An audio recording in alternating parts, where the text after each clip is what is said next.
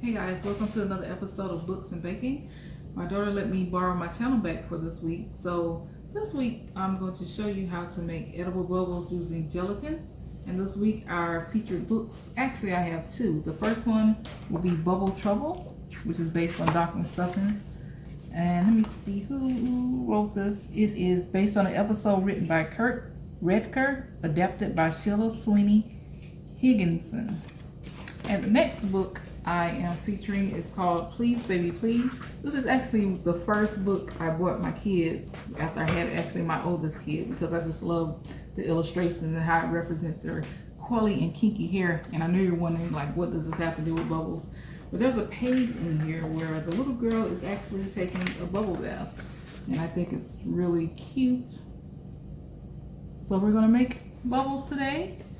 Let's get started.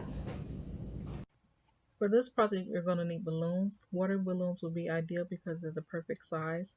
Popsicle sticks, styrofoam, gel colors, whatever color you want your balloon to be.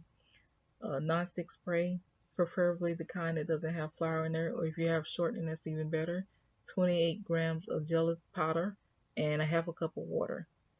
So you're going to blow your balloons up first. And then you're going to take your popsicle sticks, and with a piece of tape, you're going to adhere the balloon to the popsicle stick.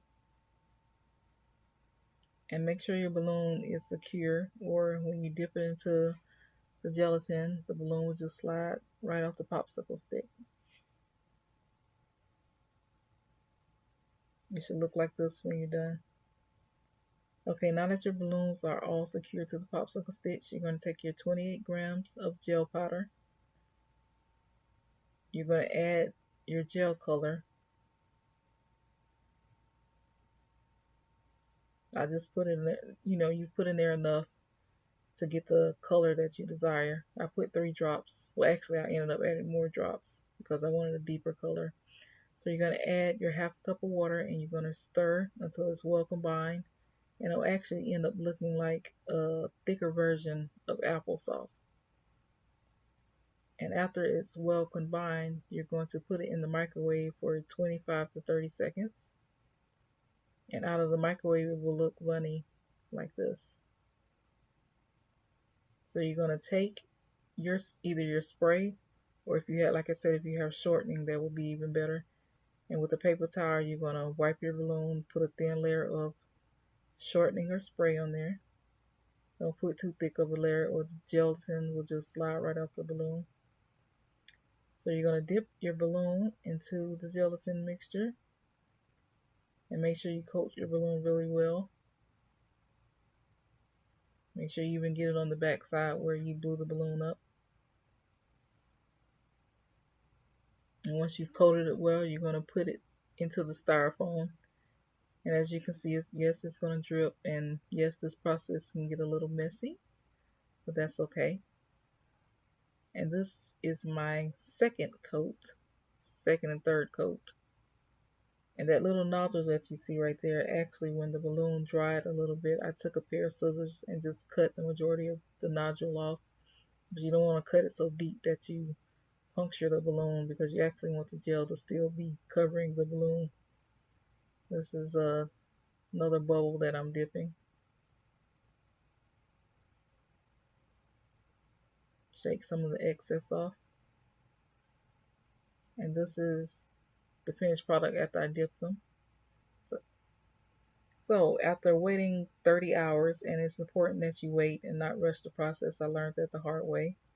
You're going to take a pair of scissors as sharp as possible and cut the balloon away from the popsicle stick. You actually want to cut across where you blew the balloon up, the little knot that you make when you tie the balloon.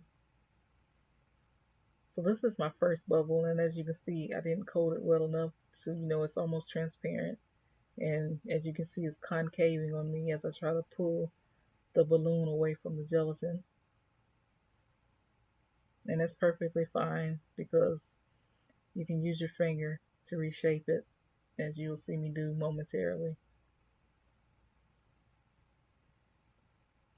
Yes, you can see how I'm using my fingers to reshape it, so it's fine if it concaves on you.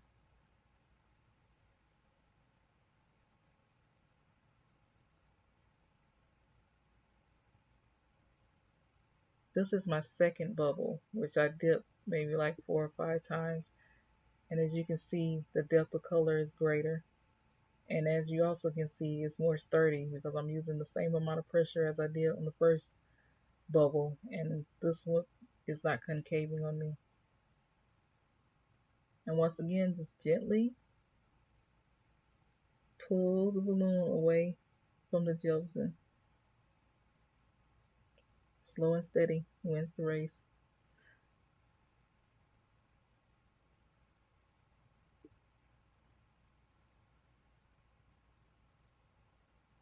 This one was so much easier to do.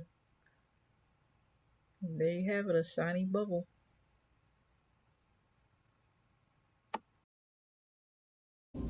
Hey guys, so this is the finished bubbles, and as you can see, there's a great difference in the depth of color between this one and this one. This one, I believe I dipped in the gelatin maybe 4 or 5 times, and this one maybe 1 or 2 times, because after the first disaster, and yes, I had to do this twice, I learned that it's good to have a thick coating on here, otherwise it will be hard to get it off the balloon.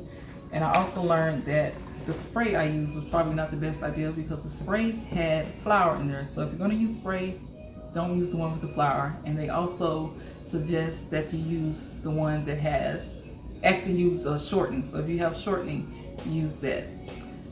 So just like my book said, if you try and try again, you will get it. And I got it. Also have a positive attitude. Yes, like my daughter says, have a positive attitude. Oh, and another thing about the bubbles, it's also important that you wait at least 24 hours. I waited like 30 hours, and it was so much easier to get it off the balloon. And as you can see, like this one cracked really bad, which that won't matter, because if you're putting it on the cake, nobody's going to see the hole. You can just stick it on the cake. Because nobody's perfect. Yes, like my other daughter said, nobody's perfect. And the hole in this one is not that noticeable. But like I said, it's going to be, you place your bubbles whole side down so nobody will ever see it. Which I know took off for video and tried to destroy it. Yes, whatever she said. But once again, the featured book of the week is Bubble Trouble, and it's based on a cartoon featuring Dr. Stuffins, which is an African-American doctor. And this was written by Sheila Sweeney Higginson. And the other book I featured this week was Please Baby Please. And I featured this one again because if I can find the page, there's a page in here where the girl is taking a bubble bath, and I think it's absolutely adorable, and it, you know, represents my daughters when they were little and taking bubble baths, and I just love her coily and kinky and beautiful hair. And once again, my book is named I Can, and it's available online at Target, Amazon, and Barnes & Noble. I hope to eventually get into bookstores. Bear with me. So I hope you enjoyed this video. I hope you try these bubbles. Once again, be patient, take your time, you'll get it. And I'll see you next week. Oh, don't forget to subscribe to my YouTube channel. I finally sat down and made a YouTube channel, and it's JMJ Inspires. Be sure to subscribe, turn on your notifications, share, like. Thanks again for watching, and I'll see you next week. Thank you. Bye.